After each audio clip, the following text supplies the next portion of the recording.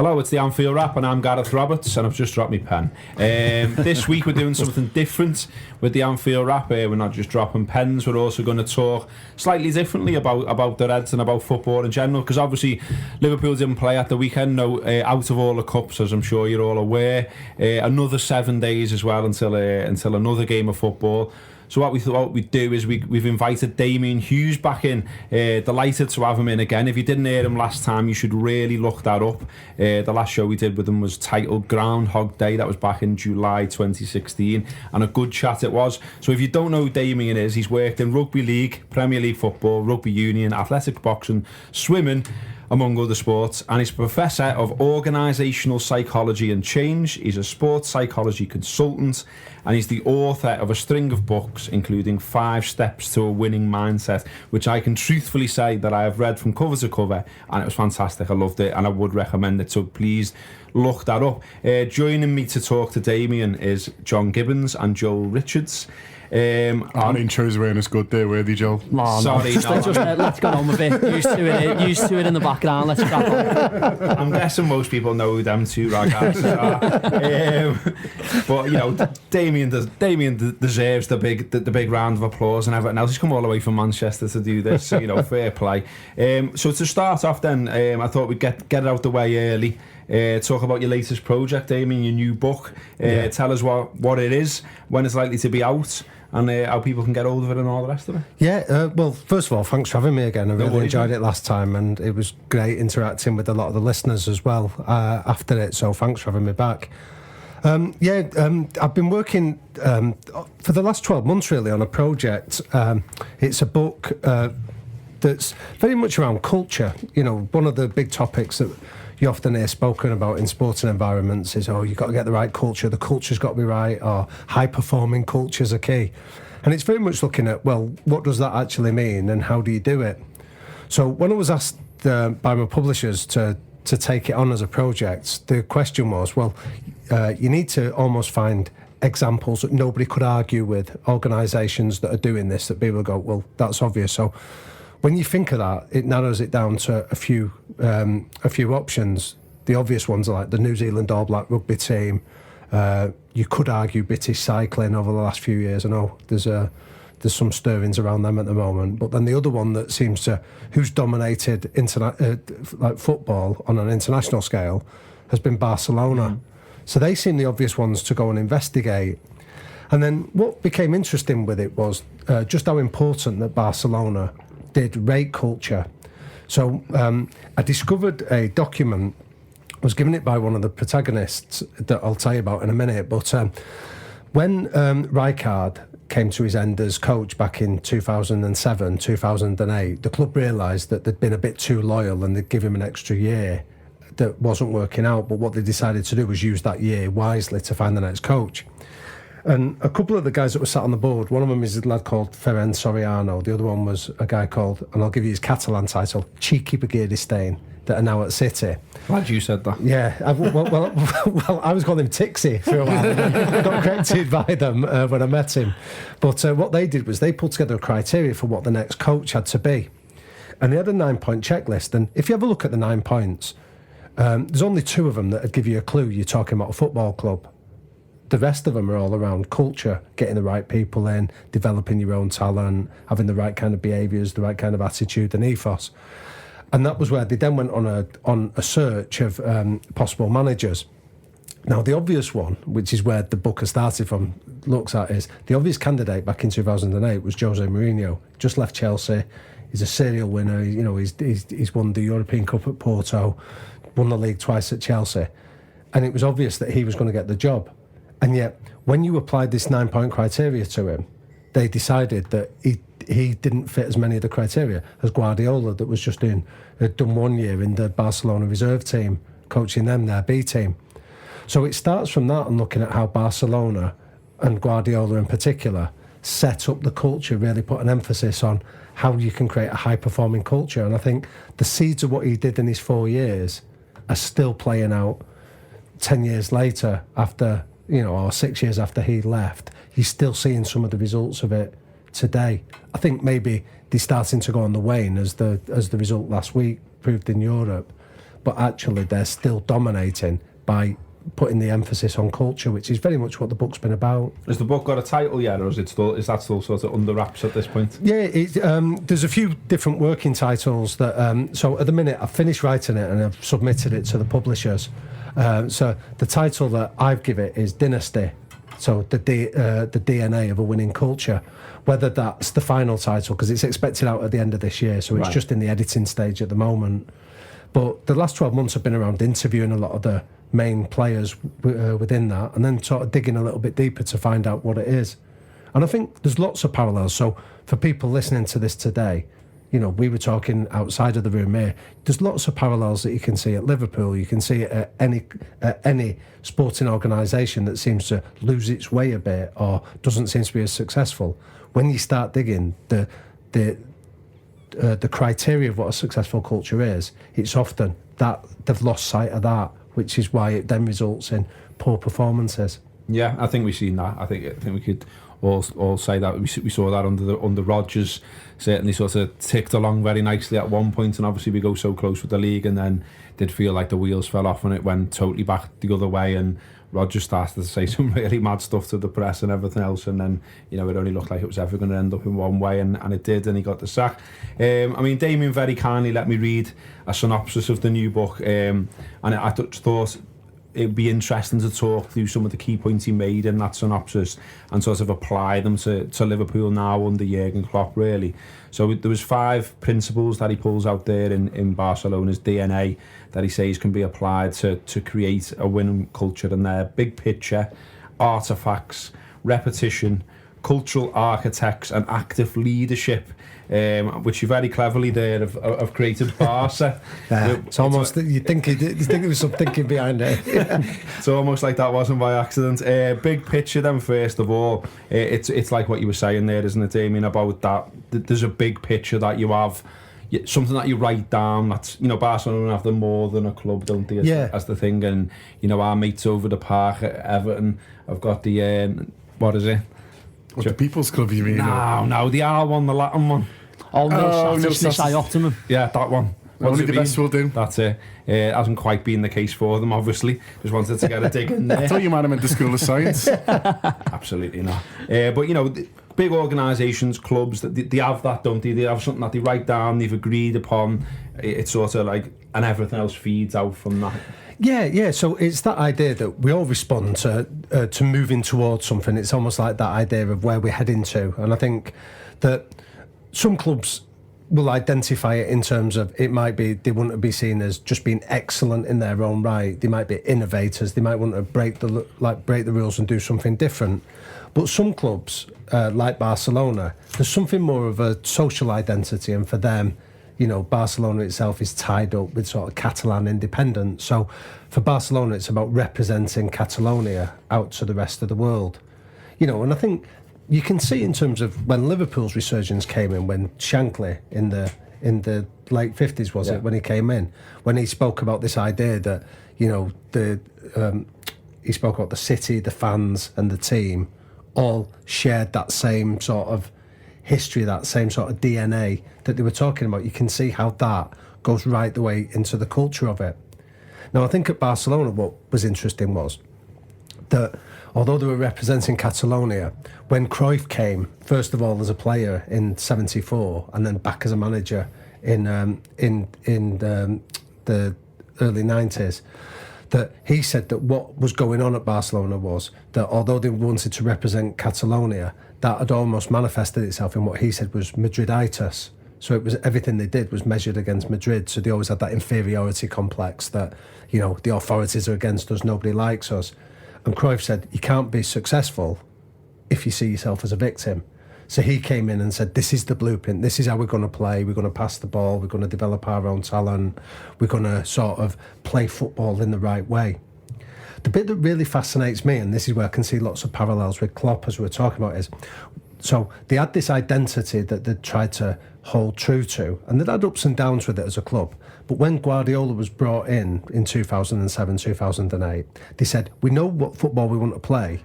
We need somebody to almost give us the what I call the trademark behaviours. We need to give us the script of how we're going to get there. So what Guardiola did that was brilliant in its simplicity was he introduced this idea of a ladder of behaviours. So when he came in, he said, we know how we're going to play football, we know we're going to represent Catalonia, but there's three behaviours that are non-negotiable. If you wouldn't be part of this journey, there's three behaviours. So the three behaviours he gave them was, first of all, humility. He said, you might be the best player in the world, but if you've not got the humility to come in and learn, you're not going to stay the best player in the world. Second behaviour he came in with was hard work. So he said, if you come in here, you've got to really work your bollocks off. The third thing he came in with was, you've got to put the team first. And there was an order to those. So he said, humility, then hard work, then team first. And he drove the whole culture of it on those three behaviours. So he brought in an assistant, a guy called Manuel SDR. Now, this guy is a fascinating character because he's got nothing to do with football. He used to be called the Maradona of water polo. So he was seen as like the best player in the world at that sport. But Guardiola had been mates with him. And he said to him, don't worry about the football. I'll take care of that. I want you to help me establish this culture. So one of the things that he did was, in his first season, he used to get SDR during games to watch the bench. And he said, I want you to make a note of when a chance goes wide of the post, I want you to tell me who jumps up, because it's a near miss, and who just sits on the bench and doesn't react. And he said, because what that tells you is when nobody's watching, those guys are not team players because they're sulking that they haven't been picked. And he boasts about it. He won't talk about the names of it, but he says over that first season, there was a consistent roll call of names that when they weren't picked would just sit there almost ambivalent to the results taking place on the pitch. And after his first year, Guardiola got rid of them because the whole thing was around these behaviours. So there's a great example that when I started digging around, you see how the question I asked some of these guys when I was interviewing them was, take Ibrahimovic when they brought him in, because culturally, this is a fascinating one. He's still their record signing. So they bought him for 70 million euros and 10 months later sold him for 45 million. So the question you ask is, well, why would you do that? It's almost like, because a lot of clubs would just keep persisting with this until you get the best out of them. Yeah, so when you've paid that much money for a player, what you'll find is a lot of clubs, that, despite the evidence that they've seen before them, would just keep persisting and the player becomes all powerful. But Barcelona, when I interviewed some of the people behind the decision, went, oh yeah, it was painful to remove him, but if we hadn't have done, the damage to the culture would have been irreparable. So in his own book, Ibrahimovic gives you the clues as to what happened. He basically transgressed their behavioural code. So his first day of training, he tells a story when Guardiola comes up to him and says to him, listen, I know you like your flash cars, your Ferraris, your Lamborghinis. And he said, but you don't drive them into training. We've got a rule that you've got a club Audi, drive it in. And when he asks why, he says to him, well, this isn't a car showroom. We're humble lads. We come here to do work. So he agrees to do it, and he says he couldn't understand it, but he goes along with it. And then later on in the season, he gets dropped for a game. So when it's all going wrong, he gets dropped for a game against Almuera. So the next day he says, oh, forget this. And he drives in like his Lamborghini or something, and the press have a field day because they report that his car is worth more than the Almuera annual bill or something like that. So first of all, it's a transgression of the sense of humility. The second one about the hard work, he tells a story about, he went on a Christmas break. He said, I'm starting to get pissed off at Barcelona. Come back. He said, I go up to northern Sweden and bragging me snow speeder around. And he said, and I get frostbite.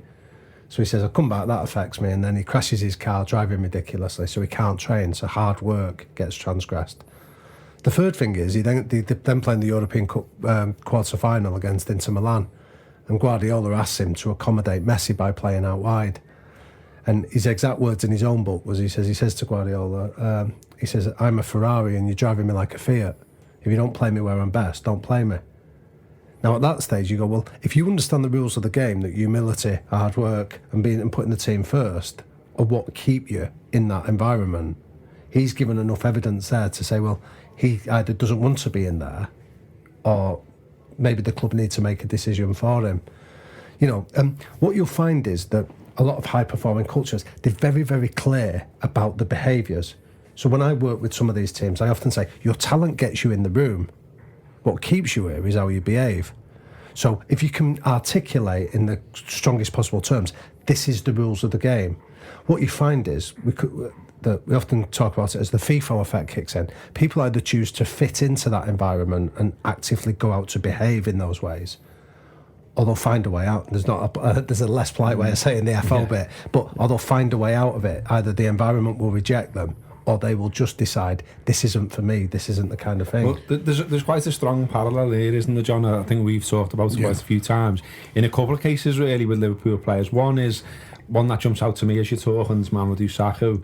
There's still fans out there now that will send messages to us saying, well, you know, his performances at times were clearly better than some of the centre-halves that have been getting a game for Liverpool this season. But because he's obviously broken Klopp's code, if you like, on more than one occasion, he's bombed out, he's gone, he's not getting that chance. And you know, as far as Klopp's concerned, he's out the club and he's away, and it seems no matter what, he will not back down on that. Yeah.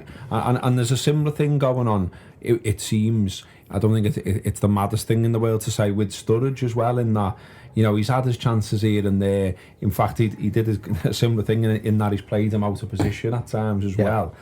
And all right, Sturridge played it, but he made it known that he wasn't happy about it. He went public with it. He was happy to speak to journalists and say, I should be through the middle, that's where I'm good and all that. And it does make you think the amount of times he's called on Firmino over him, Origi over him. You know, it does. I don't think it's unfair to say it looks like his days are numbered, and perhaps it's what Damian's talking about, the cultural thing. Yeah, I think it is, and I think Klopp's obviously somebody who invests in this heavily, and I think different clubs probably all around the world, even successful ones, obviously put it more at the forefront than others do, and that'd be kind of interesting to know kind of Damian's angle on that, really. But it was around the time of the Sakho thing, and me and you were talking about it, and we did a video on it. Was Costa at Chelsea, and it was interesting that he was, 1 minute looked like he was going to China, got dropped from the squad completely, then next minute he was back in, and the manager was asked about it, Conte was asked about it, and basically said, well, look, we need him now. You know, and it wasn't really a ringing endorsement of him as a human being, and he doesn't say, you know, oh, he's a great lad, you know what I mean? It was like, well, we need him at the moment. And so I guess it's that issue really about the football managers have all got, which is short-term gain versus long-term, really. And you know, if Conte was here now, he might say, well, look, he's gone in the summer, but I know I've got a league to win, and it's tough for managers, isn't it? No one's saying it's easy. Oh, 100%. It's a difficult task, and I can understand it. But that's where I often encourage, if you're serious about putting culture at the heart of it, there will be times where you're going to have to make tough calls. So I've worked with some coaches. I'll give you a couple of examples from, and not necessarily in football, but in other sports, where we've really gone overboard in terms of communicating. These are the rules of the game, and if you don't play them, there are consequences. So I worked in one team where we had one lad that when they did like the hospital visits in one of the rugby clubs, when they did like the community visits and things like that, there was one lad who'd always find a way of getting out of it. So if he could make an excuse, he'd do it. And there was other times other teammates would have to come in and go and visit a sick kid in hospital or things like that. And eventually the head coach dropped one of his big players for doing it, and communicated it really clearly. Just said to him, you dropped because you missed a hospital visit this week. And what that tells me is, you might think that's a minor transgression, but what that tells me is you're not a team player, because you're waiting for somebody else to bail you out. You're more interested that somebody else will find you out. And if you'll do that when there's no pressure on you, I'm not sure I want to trust you in the big games when there is.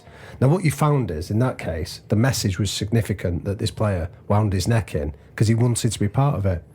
I've worked with other coaches where I'll say to them, you know, if you're a coach, go and do simple things like when the players are going through the staff canteen, go and stand at the end and go and see which players just fill the plate up, regardless of there might be a big queue of players behind them. Because that tells you more about them, that they're just thoughtless or selfish. Because they don't care that they might only be a limited supply of food. It's as long as I get enough on my plate, I don't care that there's 10 lads stood behind me. So, like the Guardiola example of go and watch the bench when the game's going on, because you'll find out when people react in those key moments, what they really like. You find out whether you want them as part of your culture or not. And I think the example you're saying about Sturridge, for example, at Liverpool, I think often as fans, we look at it and go, but he's a really talented player. But actually, as a coach, you say, but the damage they would do to your culture to keep rewarding talent, you're sending a really bad message to the rest of the squad that says, so if you're talented, you can get away with whatever you want. Whereas what about your less talented players that need the discipline, that need to work hard? You need to send it out to your lowest, to your level of everybody, rather than just pander to your superstars. So, Sorry, Joe. Damian, no, it's all right. So would that come into the big picture type scenario then that you've got on here that we've got in front of us? Is that how then? Who does the big picture idea mainly come from? Would you say it's the coach, or would you say it's the top brass at the top of the club, whether it's no football club or rugby club, and how do they try and work into that, especially at a club like Barcelona?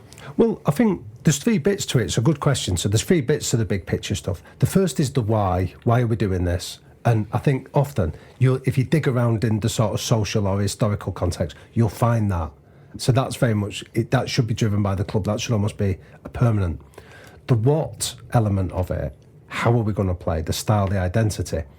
If you're a coach and there is that historical thing, like at Barcelona, Cruyff came in and gave that blueprint, and all the other coaches are following it. At Liverpool, for example, you could argue Shankly came in and imposed that style of play that Paisley then took on, and through the 70s and 80s for you. But a coach should be doing that, or certainly tapping into it. I think where coaches today at somewhere like Liverpool, it goes down to the how, and that's the behavioural code that high performing cultures have. It's, this is how you're going to behave. I'm going to carry on. I'm the keeper of the flame, if you like, and I'm the one that's going to maintain the standards of it. And I think these trademark behaviours, they don't have to be difficult to do, and often they're already there. So I'll give you an example. I worked at one of the Premier League clubs I worked at a few years ago. They were in difficulties at the time. They were 18th, and there was about 4 months left of the season when I got the call to go and work with them. So the question I asked them was, I said, we need to find out our trademark behaviours, how we're going to run this. So the question I said, they were playing Swansea, this team, on the Saturday. We're in on the Tuesday. I said, what's the manager of Swansea saying about you as a set of blokes?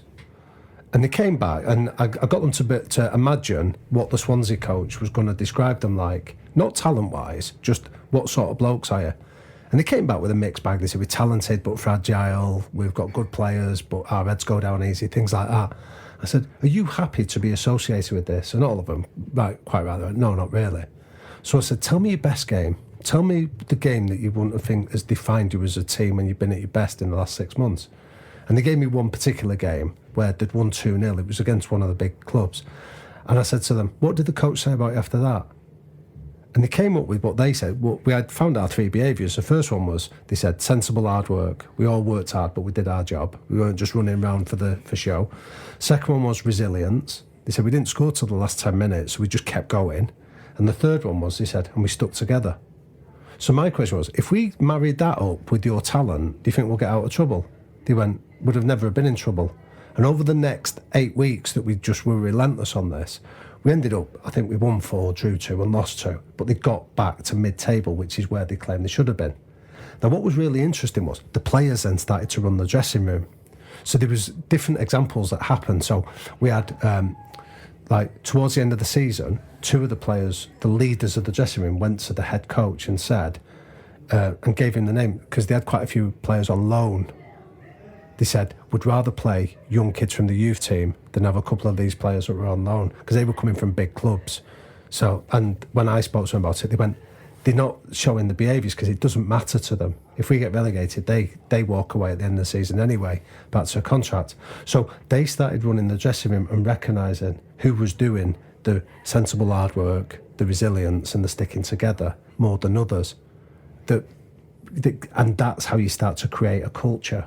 So from a coach's point of view, I understand the short-term pressures, but you need to say, but ultimately, if you're going to fail on your terms, fail on going out in the way that you would want a team to play, the culture you want people to behave, rather than being reactive to, or being being held ransom by your most talented players, deciding if they fancy it or not. On the big picture section, just to wrap this little bit up, if you like, I just wanted to, I went back to Jürgen Klopp's very first press conference, because I just thought, in light of what I'd read of your synopsis on how this big picture is so important. I just wondered what we could pull out from what Klopp said that first time in front of the press, and some really interesting stuff when you look, especially now with hindsight. So talking about sort of obviously Liverpool's great history and the managers who've lifted European Cups and everything else, Klopp's asked about that, and he says, not one of these great managers said in his first press conference, I want to be a legend when I leave here. We've got to work in the present. Transfers, he blew that out the water. He said, I have the first and the last word. Success, he says, there are opponents who are bigger, maybe, but in a special Liverpool way, we can be successful. He talked about time. He said, please give us time to do the work. When I sit here in 4 years, I think we may have one title. If not, maybe I'll win the next one in Switzerland. Style, he said, we have to entertain them. We have to make their lives better, talking about fans. He said, if it's possible, can we be the hardest team to beat in the world? Let's try to be this. If you are this, it's not that far away to be a team who can win games. Expectations, he talked about that. He said, first of all, we have to talk with all Liverpool Football Club fans, talk about what are expectations, because expectations can be a real big problem. It's like a backpack of 20 kilos. It's not so cool to run with this.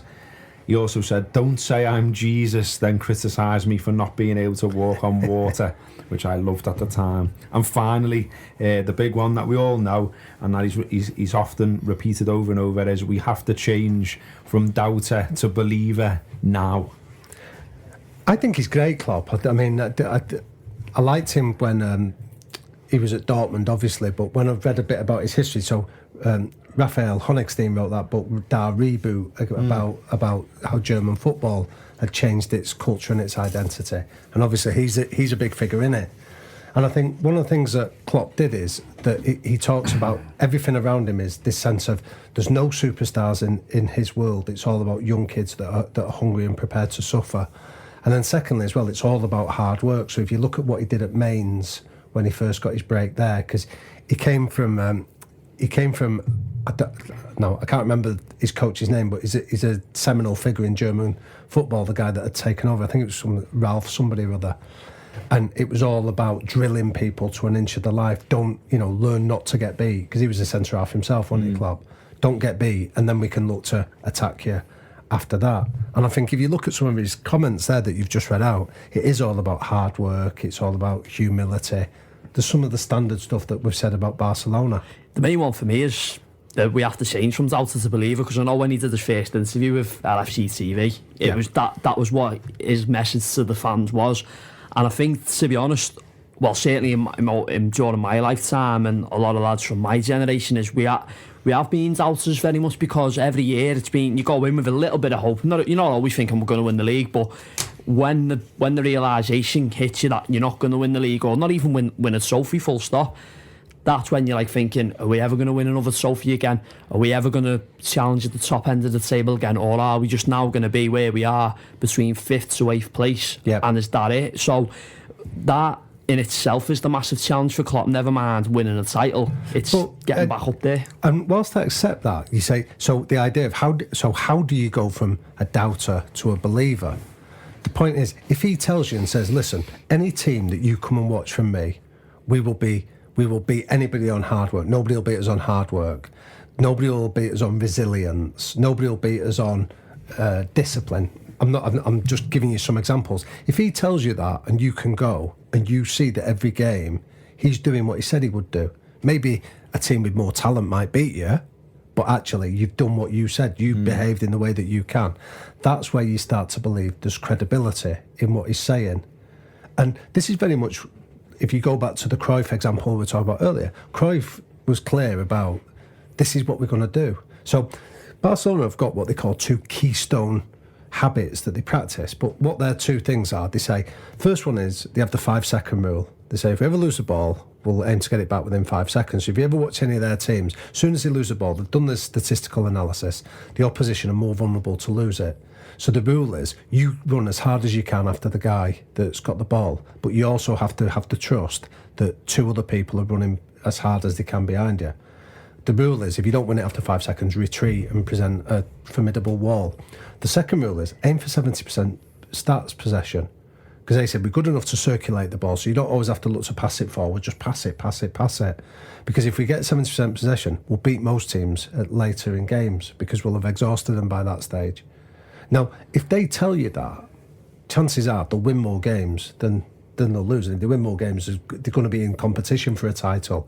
Does that make sense? But it's almost about the behaviours. So the idea of how do you change from a doubter to a believer, it's a nice... and I can see why it appeals. The line is nice, but you say, how do we do that? And I think what Klopp needs to come out, if he hasn't already done, and say, these are the rules of the game. These are the 3 behaviours that you will always guarantee you will see from any of my teams. And if you can see us doing that, I'm confident if we can marry that up to the talent, we'll get more wins than we do. I don't promise titles, promise behaviours, because people can see that. It's tangible. I think he has done that. And if you look at, doing what we do, we're sort of examining almost every word that he says, and I'm watching his press conferences and everything else, and now even doing a show straight after. But I remember one in particular where he sort of came out, he's tried to change the crowd's behaviour a lot. He's talked about, the doubter believer thing, but also in terms of people getting off early and sort of, even sort of getting on the backs of the players after sort of 20 minutes or so if you haven't scored and that sort of thing. He's talked about that. But what was really interesting, I can't remember what game it was now, but he basically said, when you come here and you watch this team, every week this team will be ready, and every one of these players you can trust that they will work as hard as they can. Brilliant. You don't have to get on their backs. You don't have to doubt that they're being unprofessional. You don't have to doubt that, just because they're playing a so-called smaller team, that they won't be fired up for it. They will, because I will make sure they will. Brilliant. And I thought that was spot on. And so it's like what you're saying, he's not saying from day one, well, he did mention title, but then a lot of Germans said what he means by title, he means cup. Right, you know what I mean? He means win something. He doesn't necessarily mean the title. But that was more important, like you say to me, because that is what you've got on players' backs for in the past. You've gone, him there. He doesn't look, his attitude isn't right. Yeah, he's not running 100%. But when the manager's telling you, and it's almost every week he's saying it in a different way, then over a period of time you think, well, we are at home. We are going to work our bollocks off. We are going to get stuck into them. We are going to make it hard for every single team we play. And I think we have done that. Okay, results haven't gone the way we wanted every week, but I don't think there's ever been one has to really wear. I mean, people have talked about him being knackered or playing too much, or whether he's rotated enough and all that. I think all of those things are probably fair enough. I don't think there's been much questioning of the actual attitude of the players that much as the.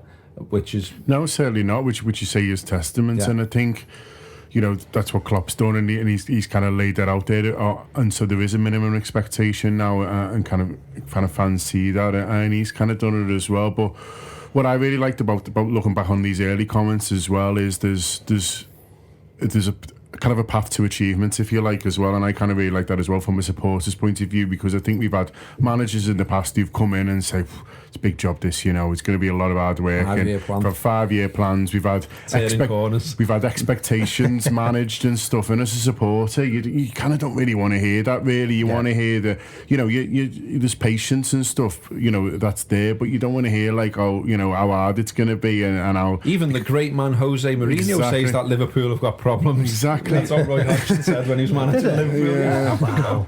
Flipping heck. What? Well, I mean, it's an interesting thing, isn't it? Because I know I've told you before that I follow United, and you see, like, culturally, what happened at United when Ferguson stepped down and Moyes came in. And one of the things that, like, you saw very quickly was the language he was using in the press conference as a leader. And what frightened me really early on as a United fan, and I can really empathise with what you say about some of like Roy Hodgson's comments, was there's only 3 expectations that you can hold. There's only 3 things that when we talk about expectations, you either expect to lose, you can hope to win, or you expect to win. Now you can only focus on one of them. Your brain can only focus on any one of them. So when you start, so Ferguson had that sense at United of, well, it's his famous line, isn't it? Manchester United will never get beat. We'll occasionally run out of time, but we'll never get beat. And it's that idea of we expect to win everything and we'll keep coming at you. And when Moyes came in and started saying, well, we hope to make it difficult for Newcastle, we aspire to be like Manchester City. You're basically trying to culturally shift people's expectations to, well, it'd be nice if we could win. And I think reading some of Klopp's comments there, that idea of no, we expect the best, we expect to win, we expect to do this. There's nothing wrong with that. People are, and if he says we expect it and this is how we're going to do it, people can then hold if sometimes you're unlucky, sometimes another team might be better than you. People can accept that, but the expectation is you should always go out there to win, not make excuses early on to alleviate the pressure. The next one along is artefacts and symbols, and I think it sort of comes at a good point this in the conversation, because what I wanted to ask you as well, Damian, is I think it's interesting that, you know, like Joel, you said before, like, does it come from the owners, does it come from the manager? I think it's clear that the owners did want Klopp. They specifically wanted Klopp, and it feels to me that when we talk about this next bit now, it does feel like they've married what Liverpool expect, what Liverpool's been about in the past, to almost a manager who can provide those things, who plays that way, you know, who's sort of almost hand in glove with values of that Liverpool have always held. So, you know, Liverpool fans, when they go to the match, they've always expected hard work from players. They've always expected us to give a tough game to anyone. And when that hasn't been the case, then we've massively got on the back of the manager or the group of players that have been responsible for that. So, you know, take it back to the last time Liverpool were in the Champions League, for instance, under Brendan Rodgers. When we played Real Madrid at home, we lay down.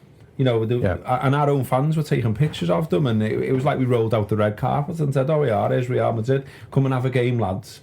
And people who've gone the match for years and who had the old values still instilled in them, if you like, they were like, that isn't what Liverpool do. Yeah, we should have been flying into them. We should have crippled Cristiano Ronaldo. We should have, you know what I mean? We should have done anything possible to get a result there, and we didn't do that, and neither did the crowd. And, you know, the whole thing felt a bit broke. Yeah, and so getting Klopp in, I think, you know, you talk about in your artefacts and symbols section of your synopsis that you sent over to us of the new book, you talk about anything that reinforces an identity, the club values, even things like buildings as well, and, you know, sort of showing a pathway from the youth team to the first team. That's another thing that Liverpool have been about in the past. And again, I think you can see things that both the club and the owners, to be fair, have done. I mean, there's a lot of criticism still for the owners right now at the moment. Always the way when things go slightly airy and not the way you want them to go. But I mean, and this may be stupid, you might say that maybe this is a wrong point almost, but the way they've built the main stand, and they've put, I don't know if you've seen it, they put absolutely huge Liverpool badges on the stand, like huge, right. And you can see them from miles around. When you're walking up to the ground, there's a huge Liverpool Football Club badge looking at you. And when I see that, I think, great. Yeah, great. Of course, yeah. That's our identity, you know what I mean? And they were going to put on it, and I'm really gutted that they didn't. There was talk of them putting in huge, like, illuminated letters, the Liverpool Football Club. And that actually dates back to, I watched something over the weekend, and Stephen Dunn, the club, the museum fella, basically, he was talking about it, and he said there was a plan. I'm sure it was as far back as sort of 50s, 60s. This was for the Annie Roll, wasn't it? Sorry to jump in. Yeah, and they were going to have on it the Liverpool Football Club. Yeah, I've seen them plans. And so it was like, it was almost someone somewhere in the club's going, that's a good idea, that.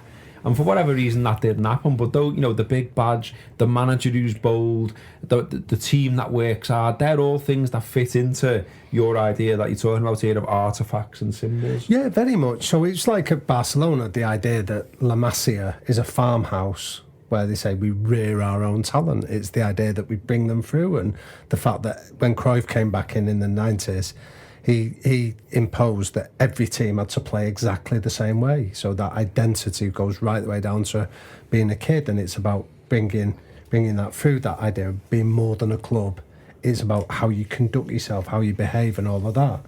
And I think when you look at Liverpool, like, you know, we were talking before about Liverpool's always had that sense, and this is speaking as an outsider, but it's almost been like, you know, the People's Republic of Liverpool. It's always like that sense of independence, that you do things differently there. Like, and I think Manchester's got that as well. Yeah, and like, you know, I'm Liverpool first, then I'm English. Yeah. And I get all of that. And I think, you know, this is where the symbolism of having a Scouser somewhere in your team, the idea of somebody carries that cultural heritage, you represent the city, you represent a way of doing things, does carry a lot of weight culturally, that they almost become the keeper of the flame, if that doesn't sound too grand a term. But I mean, that's why it's important to fans to see now Steven Gerrard involved back at the academy and things like that. That's why that feels like a bit of a masterstroke. I mean, it's been played down by some people, and again, there was debate around it.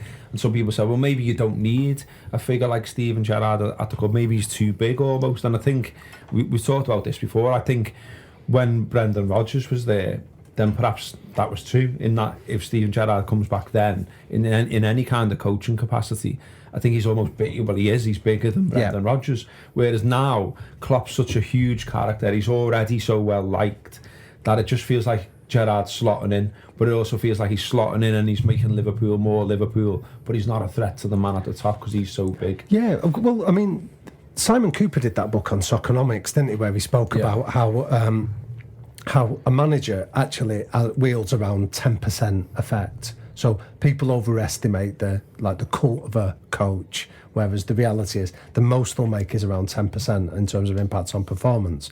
So for a coach, what is incorporated within that 10%? So how are they going to get the best out of it? Some of it is around their cultural fit. So like you look at Roy Hodgson, his cultural fit for you guys was just, it was zero. So it was a ridiculous decision to bring him in. I know he had different qualities and things like that, but there was a study done in Aussie Rules Football that said if you get the right cultural fit for a coach, it almost negates experience. So if you've got someone that understands the way you do things around there, that almost counts for as much as somebody that might have had 10 years of working at another club. So I think your idea of bringing in someone like Gerrard, I think if he's done, but if that message to him is come back in and represent something of the Scouse way of doing it, but equally, you're not coming in here as a manager in waiting. You've got to earn your stripes. You've got to do it a bit like what I think Newcastle, the mistake they had with Shearer. Shearer was always lingering, they had to almost let him go and fail before people could move on from him. I think for you, if you bring in Gerrard in with the sense of you earn your stripes here, you come up, but you represent us to the next generation coming through, I think the power of it is huge. Yeah, and well, you've seen it now with Chelsea as well. Frank Lampard's going in, isn't he? Doing the odd bit of coaching here and there, and even said he's now admitted he's looking at coaching when he finally hangs up his boots. But just going back onto the things outside the buildings, Robbo, what I've noticed this season, and I'm sure you and Gibbo have as well, is all the things that they've had outside the Kop and the Centenary, where it's all at Anfield where greatness happens. And it comes on to like sort of what you said about the big crests being outside the new main stand, but all this as well. I mean, personally, I'm not too fussed by it. I mean, there's probably a lot of fans who might think it's a bit tacky or whatever, but it's coming into what Damian was mentioning there about your branding outside the stadiums. You know, about like this is where something amazing happens. You know, you've got Klopp on a big poster outside one. You've got the likes of Rush, Fowler. You've got some of the current players as well. But the one for Barcelona for me is all the time. Whenever you've seen it on the telly, is they have their club motto, that Mescaun Club, in big letters in the inside the stadium on one of their main stands. Yeah, and I think and all that plays a part. I think the other bit I spoke about with the art in the artifacts chapter that I did is the reason artifacts become important is you can almost navigate where you are on the journey. So what I mean by that is there's a concept. It's a Harvard professor, a lady called Ross Cantor. And she introduced this idea called Cantor's Law. And Cantor's Law says, whenever you do anything, it always looks like a failure in the middle. So think about setting a New Year's resolution. New year, new you, you're all excited. By February, you've forgot it all because it's almost that initial enthusiasm wears off. And if you carry on persisting, there'll be a bit in the middle where you're too far in to go back, but you're not far enough to see the end. So it always feels like a lull in the middle. And what artifacts, the real power of what they can do is they plot your way along that journey, because it will happen. You'll have the enthusiasm of Klopp coming in, then you'll have the idea that you take the leap to follow him because he's set the destination, and then you'll have the slump in the middle, which is maybe what's happening now. You know, like you've been knocked out of cup competitions and times are tough, so you go through that tough period and then you start the climb again. And then eventually you win the trophies that Klopp's talking about. So I think the idea is some of the artifact, like there's different ways. There's some of it just the symbolism of different things, like bringing Gerrard in is a symbol of we're not losing sight of our Scouse heritage. Some of the speeches that he gives are really powerful. So at Barcelona, a lot of like speaking to some of the players for the book, they said the big moment for them was when Guardiola got on the front foot against Mourinho, when he came out and in that semi-final in 2011, when he came out and said to him, "You're the boss in the media room, but you're not the boss out on the field." And some of the players went, that was the first time where you give the impression of, I'm fighting on the front foot with you here. So sometimes the speeches they can give you, things like that. And sometimes it's the ceremonial stuff, the idea of handing the baton on to somebody else, that the idea of bringing people in that you see that they're going to carry it on. And, you know, from your point of view, you had the kid that scored in the League Cup, the youngest. Yeah. Yeah, you know, you're starting to see some of these. There's a symbolism and a ceremony of starting to bring through your own talent. Not just talking, you've got great kids coming through in Melwood. You're actually seeing it again. And I think, don't underestimate how powerful they are as artefacts and symbols for progress. I think what's interesting about this particular strand as well is almost when clubs get it wrong as well. So at Liverpool, you know, it's often perceived as just moaning or cry arsing or being an old bastard or however you want to present it, because all of those things have been said. But I mean, I was one of them as well, to be fair. You know, when you see things plastered across Anfield that are advertising slogans, but they just don't make sense in the context. So we come not to play when Warrior were making the kits before New Balance, and it was like, well, what the fuck does it mean? And why is it written all over Anfield? Anfield's a place we do come to play. You know what are you talking about? And so it sort of jarred with you when you went to a place you've gone to for 20 odd years.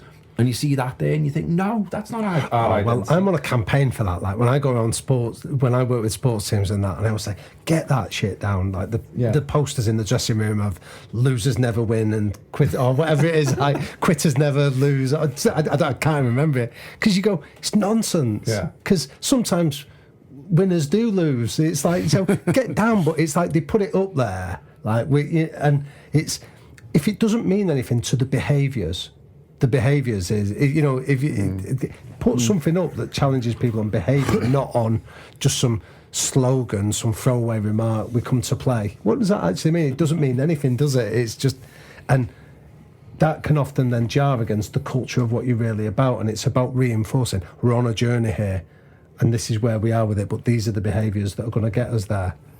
All right, your next one was recurring systems and processes.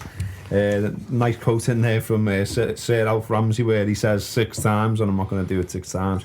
Constant repetition gets the message home, and then another 5. But again, when I read that, I thought I've heard Klopp say things, and I've heard players say things, and we've seen it written down about things. As Klopp said, football's about training, and all that we've done is because of the work we've done together.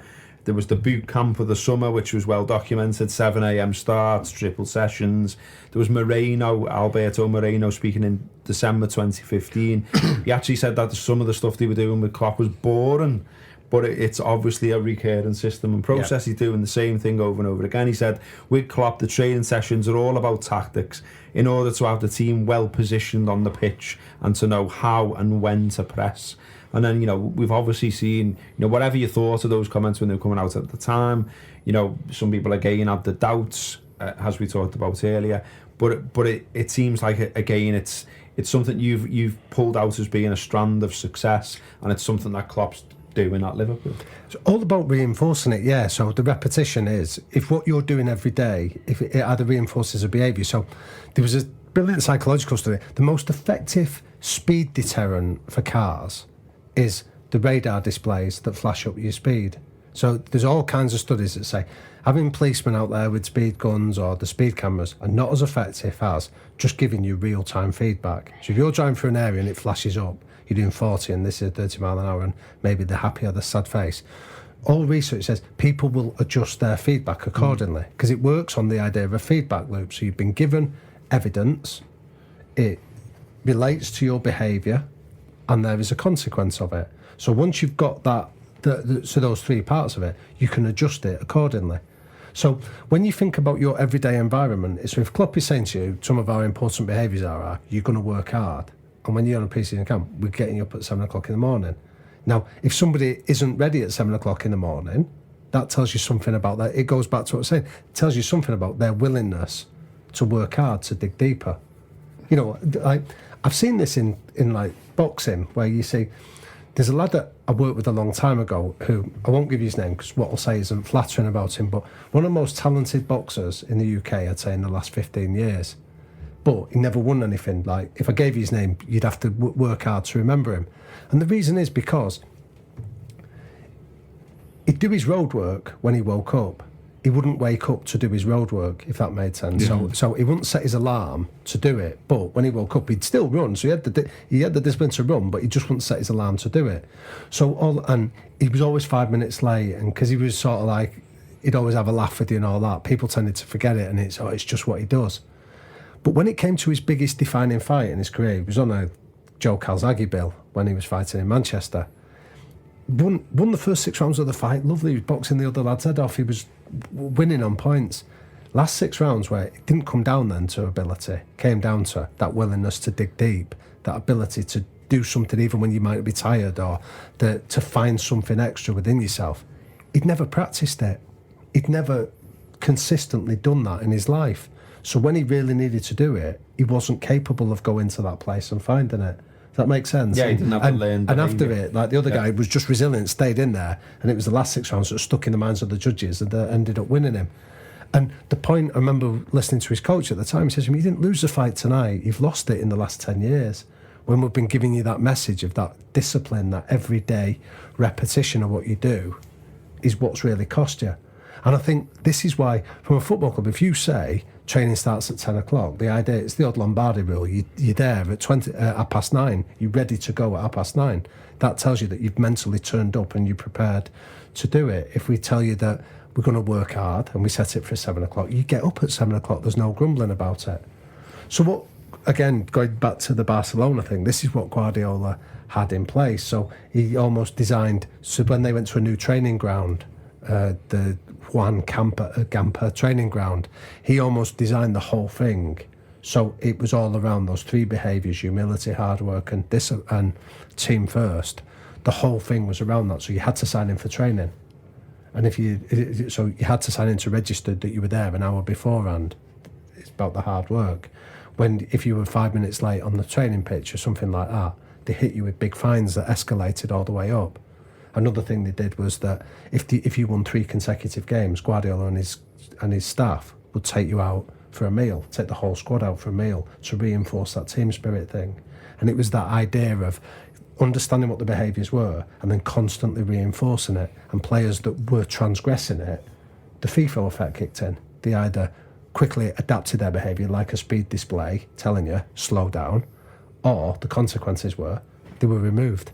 There was a consequence for doing it. And it has to be something that when you design a culture, it's every day, it's reinforcing it and giving those messages off that will eventually see people either adjust their behaviour accordingly. On this one then, what happens when it goes wrong? Because I think this is what everyone's going to be listening, thinking, when Liverpool were on that, I mean, fortunately we're out of it now, yeah. But when we're on this run, 1 win in 10, everyone's saying Liverpool can't beat, in inverted commas, the smaller clubs. Yeah.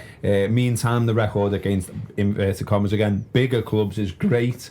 So therefore, everyone, fans, players, etc., will go to a bigger game expecting Liverpool to do something. Equally though, when it's a smaller club, everyone goes there shitting themselves, thinking, well, there we go, Liverpool are going to do that again.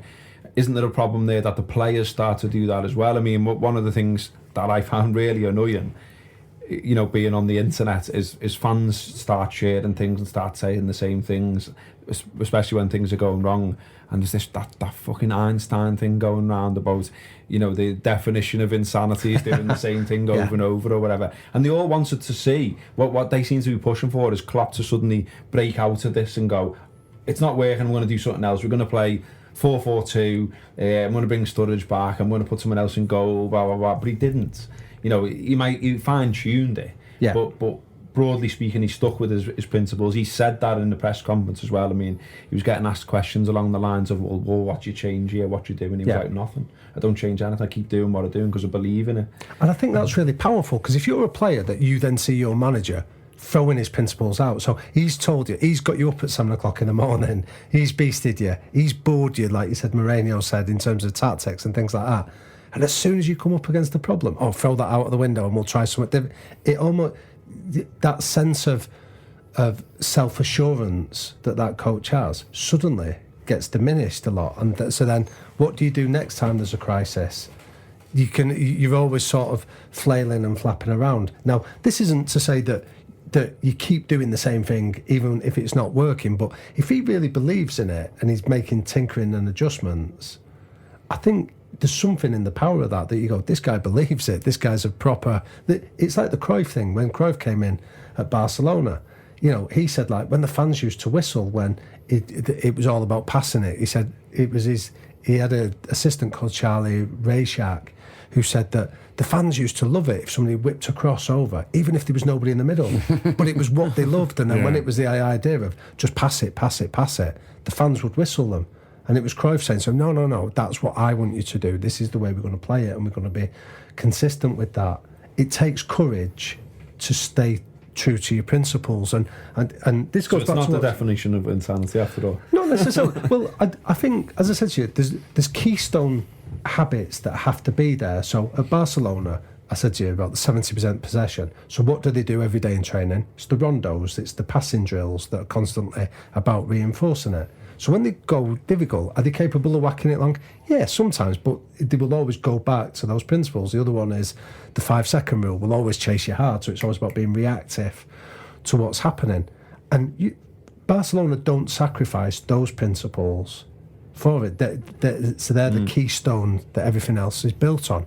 Now, you might occasionally change it, but you will go back to those principles. And I think if I was a Liverpool fan watching Klopp, that's gone through his first real test of those 10 games, I'd actually be reassured that this is a guy that genuinely does believe in his principles. He's not going to be going for the latest in vogue style. He's not going to be shifting it. What he's telling you is what he does, and he's prepared to resist any pressure. I think that gives you real cause for optimism. And what he also did as well was his mad outburst when Mignolet saved the penalty as well against Chelsea. He's seen saying to the linesman, screaming, right, we will not be beaten, or something like that. You will not beat us. But I think it comes back to I don't think it's necessarily the style of play. I think what we were speaking about before in terms of what was going on for you in that period, I think culturally there was other more fascinating things happening.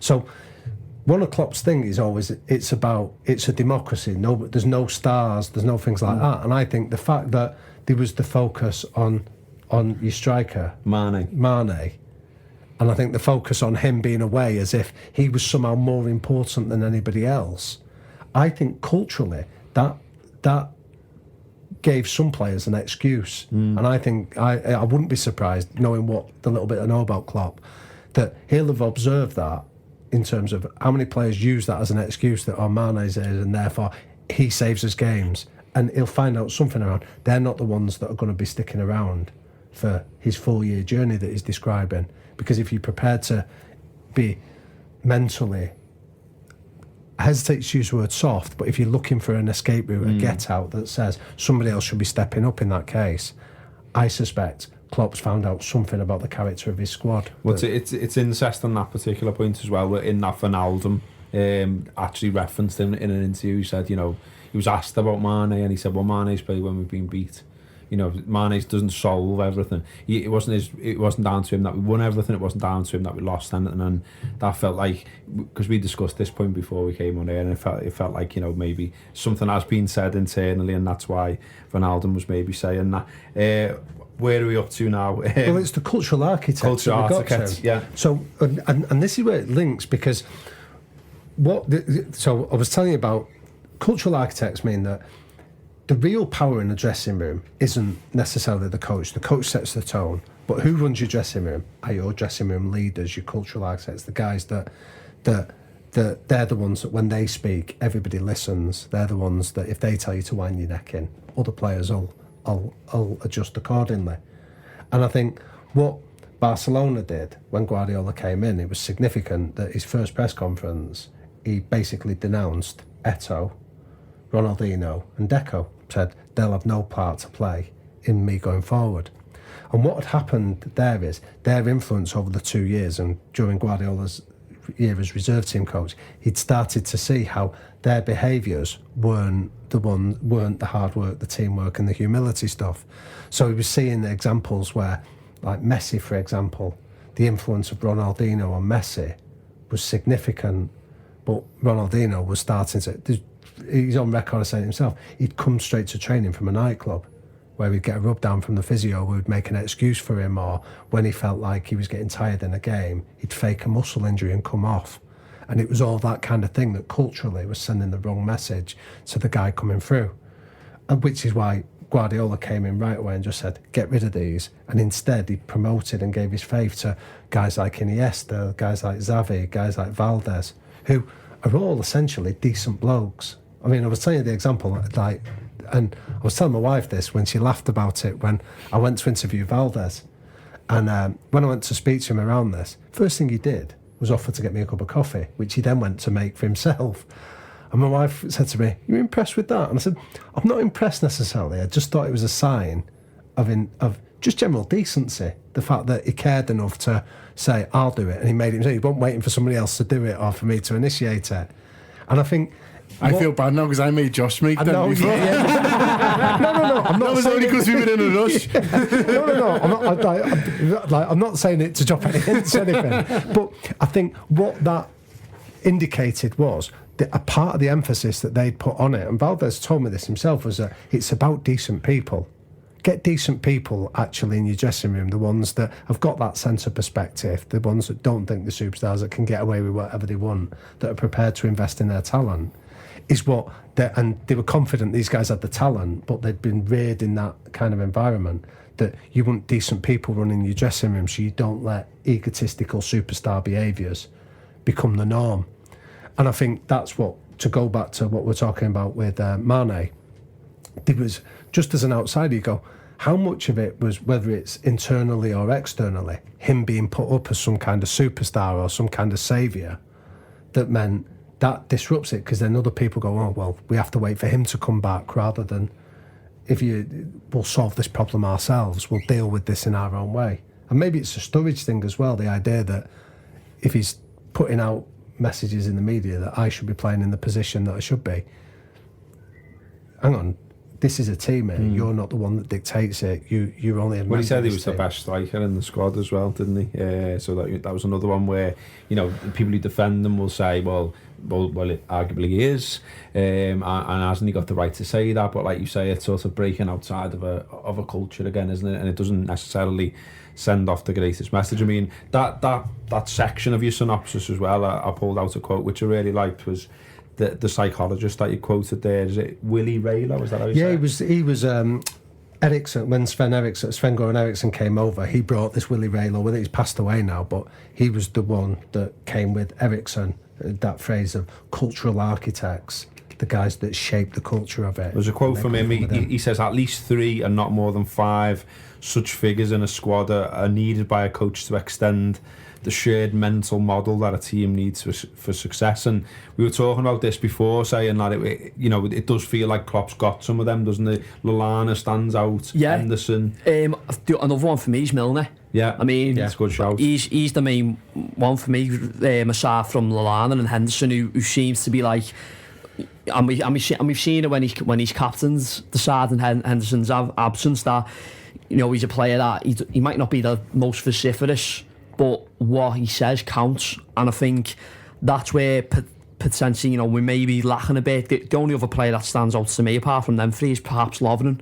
I think maybe he's become more, you know, involved in that this season, whereas in the past some people might have accused him of being a shrinking violet. But there's a potential that I think maybe we need perhaps maybe 1 or 2 more leaders when the going gets tough, because we can't always rely on the same 3 or 4 players to drag us out of it, or to rally the players. So it'll be an interesting one to see over the coming months whether Klopp will, you know, that'll be one of his main criteria for buying a player in the summer. Well, I think if you're dealing with coaches that are serious about creating a culture, they recruit for a cultural fit, and they say, how are they going to fit?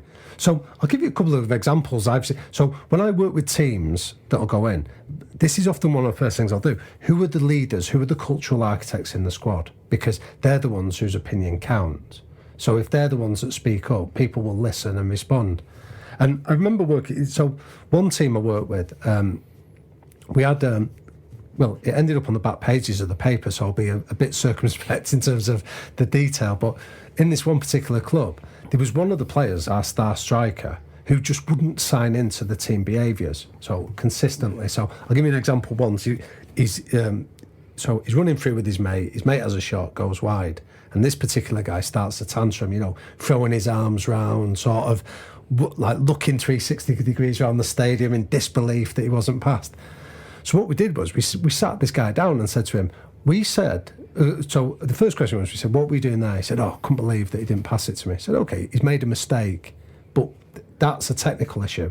What we're interested in is, what were you doing there? What was your behaviour all about? Throwing your arms around, screaming at him, and he eventually admitted he was letting everybody in the stadium. Well, first of all, he claimed I was telling him he should have passed it to me. He said he was a yard away from me. He could have said that quietly, and then he eventually admitted he was letting everybody in the stadium know that his mate missed a chance that he wouldn't have missed. So we went back to our behaviours and said, like hard work, sticking together, and resilience. How does that demonstrate it? And he went, doesn't, does it? So we said, so you better start signing up to it. And consistently he kept transgressing what we're doing. And long story short, one of his teammates chinned him in the dressing room.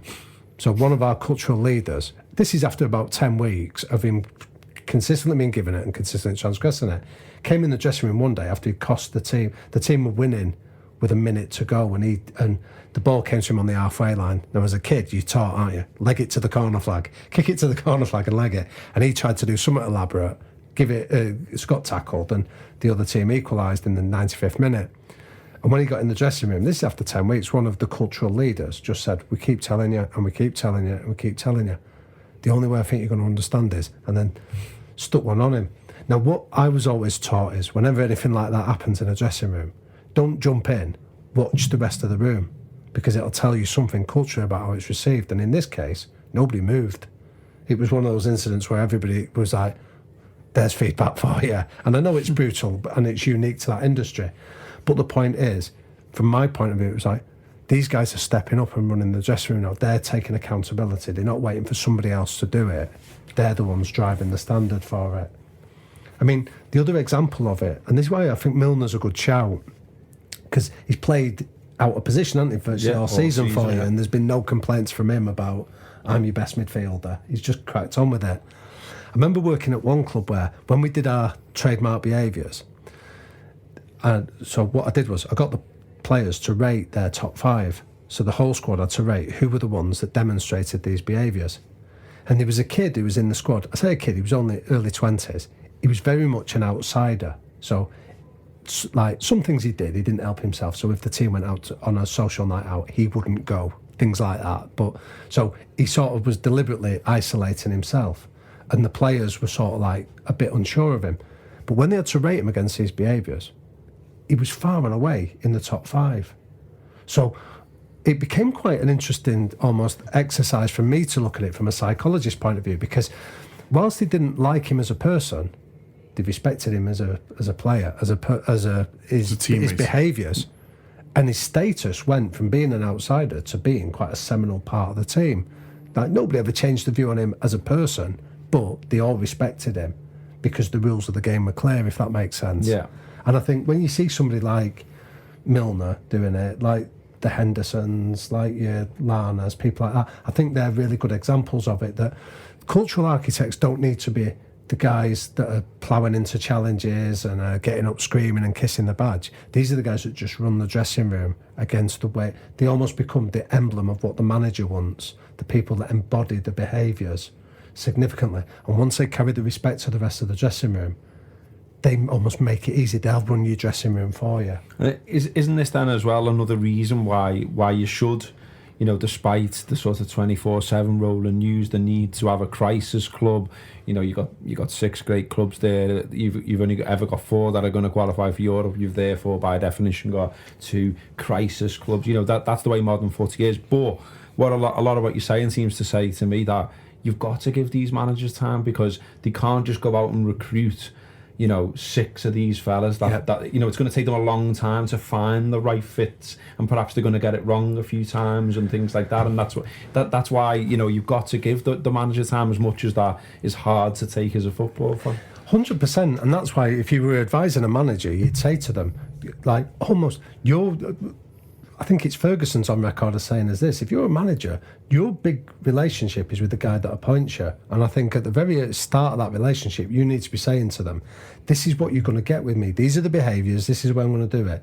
And you need to trust me that I'll do that process, and you need to back it. Whereas I think a lot of clubs bring these managers in without being clear of that. And then you've got players on long contracts that are being paid a lot of money that are more difficult to get rid of than it is to do that to a manager. I think Mourinho was a great test case of it last season at Chelsea. Because I think what would have been fascinating is if Abramovich would have just kept faith with Mourinho, what he'd have done in the summer. Because I think he'd have looked at how many of those players let him down, how many of them shafted him quietly. And I think you'd have seen a cull at Chelsea, but would have cost the manager a lot more money than it was just to pay Mourinho off and bring in somebody else. But I think I think the real onus of responsibility there lies with the people that appoint these managers. I think if you do it, you've got to see it through. Do you think that's why then what the thinking behind the 6-year contract, for instance, for Klopp? Yeah, because the reality is, although people might... So I remember asking a director of football this when Moyes got it, because there was an element of panic from my point of view, from United's point of view. I said, how significant is 6-year contracts? And he went, not really, it's more symbolic than it is in terms of tying anything, because there'll be all performance demands in it. So the reality is, Moyes got, I don't know this for certain, I think he would have got like the equivalent of a 12-month payoff from United, even though he had a 6-year contract. But I think symbolically you're sending a message to the players of, he'll be here long after you. Yeah. So you either sign into this or you don't. And I think that does count for a lot. The last one then to conclude, we've gone long, Soz, but it's been dead interesting. The A of the Barca was active management and the importance of leaders. What I found interesting on this little section of the thing, that the synopsis that I read, was when you talked about a to-don't list. Yeah. And almost how it defines you what you choose not to do. Again, I think there's things that Klopp have done there that have pissed the fans off, let's be honest. I mean, there's fans now still talking, not least myself at times, about, well, why didn't we buy someone in January? Why didn't we do a bit more business in the summer? And Klopp just keeps saying, look, we tried to do bits and bobs, we couldn't get them over the line. I want the right players. He just kept saying, I want the right players. And so what he hasn't done is what loads of other managers have done, where they've got the second choice or the third choice, or someone who doesn't quite fit, a Balotelli, or mad players. We've signed loads of them. But is that almost defining them? Is that as to don't? Yeah, it is. And I think the point on this is that it's you don't get dragged into every battle. So culturally, you're the right fit, and if you understand what the right fit is, you follow your own trend. So again, just to go back to the research I've done at Barcelona, like there's some lovely examples of I was saying to you that, having sort of met him and his brother, Guardiola and his brother, like what stands out for me is his dad was a builder. You know what I mean?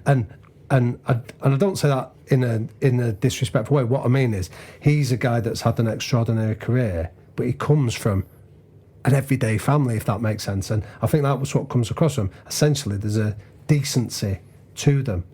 And I think when you see some of the stuff that he embodied, so when he first went in at Barcelona, he was given a club car, but because his staff weren't given one, he refused to take one. So he's sending a message there of solidarity.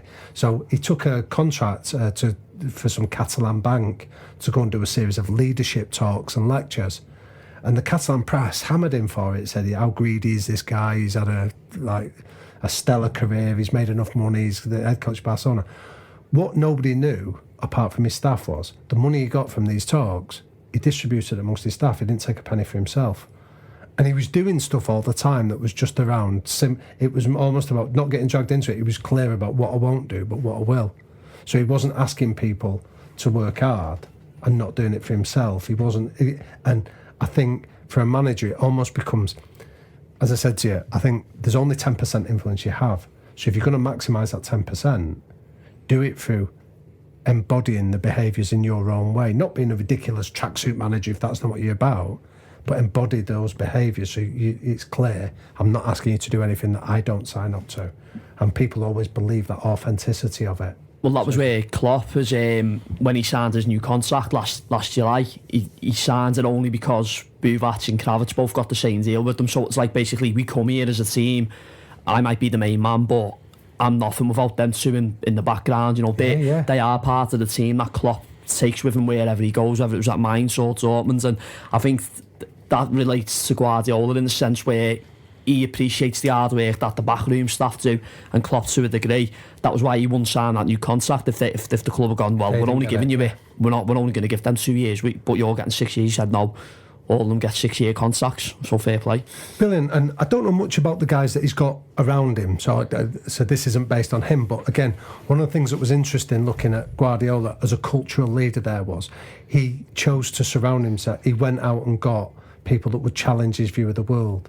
Because sometimes, and I've been around some of these managers, so I can see it, it's seductive.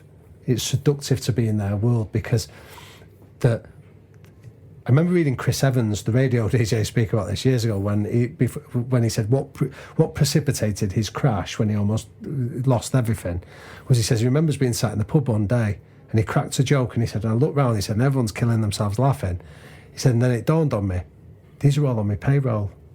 And he said, I had no idea whether what I'd said was genuinely funny or these guys were just being paid to laugh at me or to laugh with me. And I've been around some of these managers that sometimes they get put on such a pedestal that nobody challenges them. Nobody says something, I think that's a bit daft or that's a short-term move or have you thought about this from a cultural point of view? And I think one of the things that Guardiola did was he chose to have an eclectic mix. He had people that you probably never heard of. He had one guy called Juan Lilo, who's like an old Spanish coach that he really respected. He went out to Argentina to spend a couple of days with Bielsa. You know, he had Cruyff as a mentor to him. He brought in that Manuel Estiarte, I spoke about earlier, the water polo player. And he had people that made up for some of his deficiencies. I remember talking about, I did a book a few years ago on Ferguson, and one of the things that was significant about him was if you compare him to his next nearest managerial rival, Wenger, in his first 20 years as United coach, Ferguson had 6 assistants. Wenger had 1. Now, you might say, well, what's significant is that? Well, Ferguson was bringing people in to challenge him. So whilst he might have had this sort of autocratic image, people that know him a lot better than I do talk about there was an essential humility. He was prepared to listen to people that maybe knew more than what he did. So he was bringing people in that made up for skill set he didn't have. And I think and a leader needs to do culturally, and it sounds like Klopp's doing it from what you're saying in terms of the people he's got people that he trusts, have got his back, but equally are not just prepared to concede to him, not just prepared to be nodding dogs, they're prepared to challenge him because he needs that stimulation to stop him getting into that sort of autopilot, rolling out the same stuff over and over again. Yeah, I'm just interested to get your take on how hard you think this all is to do from scratch. So culture. So I think Man City are really kind of quite an interesting club in this case because they've gone through massive changes in the last 10 years and almost what they were like as a club has changed so much from this, you know, you talking about people who define themselves against other football clubs before and the danger of that, and totally Man City did that, but they sort of seem to enjoy it as a football club, but we're not them. And then now all this new money's come in and you know, they've won a few things, but probably I would argue underachieved a little bit compared to the riches that they've had. And so it feels to me that one of the things Guardiola's coming to do is not just to come in and win things, which I'm sure it is, but also they've looked at someone who's going to impose a culture. And I'm interested to get your feedback on how hard that is to do when traditionally your culture, I guess, is so far removed from where you want it to be today. Yeah, it's not easy, so anyone that tells you it is, and I think that's part of the reason people pay lip service to it without understanding it, which is why I wanted to write the book. Because there was a study done, I suppose the best way to answer it is, there was a brilliant study done in Silicon Valley about 20 years ago by a couple of organisational psychologists, about 25 years ago, that had the same view, that they said the organisation with the best culture will get the best results eventually. And everyone said, prove it. And they went, oh, hang on. So they went into Silicon Valley. And what they did was they did a study with a lot of startup businesses and said, you get 5 cultures, effectively. They identified 5 cultures. The first culture you get is a superstar culture. Like, if you want to use a football equivalent, Real Madrid, bring the best players, give them the biggest money, give them the best resources, and if it goes well, it'll be spectacular. But if it goes wrong, it'll be spectacular as well. But that's one culture. Another culture you go for is what they call the autocratic culture. So it's just the will of one person, whether that's like Abramovich at Chelsea. So just sack them when I've had enough of them, when I don't get what I want. That can work, as Chelsea have proven, but equally, it sometimes doesn't.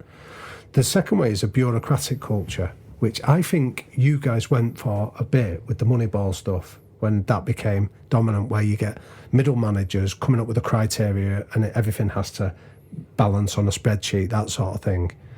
The third way you get is an engineering culture, which is about problem solving and fixing things, which I think Klopp did a bit of at Dortmund. But then the fifth way is the commitment culture, which is what we've described in this podcast, which is very much around getting people to buy into this and seeing it for the long haul, and this is behaviours and it represents something bigger than it. And what they found in this Silicon Valley study, to go back to that, is the organisations that adopted the commitment culture were always more successful on every measure you want. They went to the market faster, their growth was faster, they resisted redundancies when times got tough. So from an organisation point of view and a results point of view, the commitment culture is the most successful one. And I think this is what, looking at in the book I was saying about, Barcelona have demonstrated that even in football, when they focused on it, they've done better than most. And I know they've had talent, but the culture does play a big part.